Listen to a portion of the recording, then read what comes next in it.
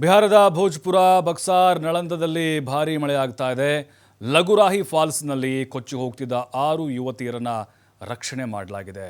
ಗಯಾದ ಇಮಾಮಗಂಜ್ನಲ್ಲಿರುವಂತಹ ಲಗುರಾಹಿ ಜಲಪಾತ ಇದು. ಜಲಪಾತ ನೋಡೋಕೆ ಹೋಗಿದ್ದಾಗ ಸಂಭವಿಸಿದಂತಹ ದುರ್ಘಟನೆ.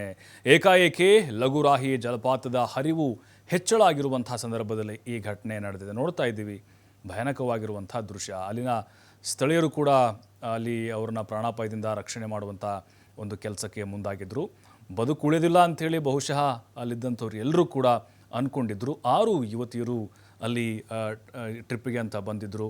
ಏಕಾಏಕಿ ಲಗುರಾಹಿ ಜಲಪಾತದ ಆ ನೀರಿನ ಹರಿವು ಹೆಚ್ಚಳಾಗುತ್ತೆ. ಕಲ್ಲು ಬಂಡೆಗಳ ಮೇಲೆ ಮಧ್ಯಭಾಗದಲ್ಲಿ ಹೋಗಿ ನಿಂತ್ಕೊಂಡು ಸೆಲ್ಫಿಯನ್ನು ಕ್ಲಿಕ್ಕಿಸಿಕೊಳ್ತಾ ಇದ್ದರು.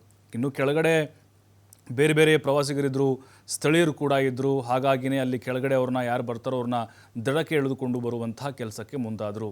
ಏನಾದರೂ ಪ್ರಪಾತ ಜಾಸ್ತಿ ಇದ್ದಿದ್ರೆ ಖಂಡಿತವಾಗ್ಲೂ ಈ 6 ಯುವತಿಯರು ಬದುಕುಳಿಯುವಂತಹ ಸಾಧ್ಯತೆಗಳು ಕೂಡ ಕಡಿಮೆ ಇತ್ತು.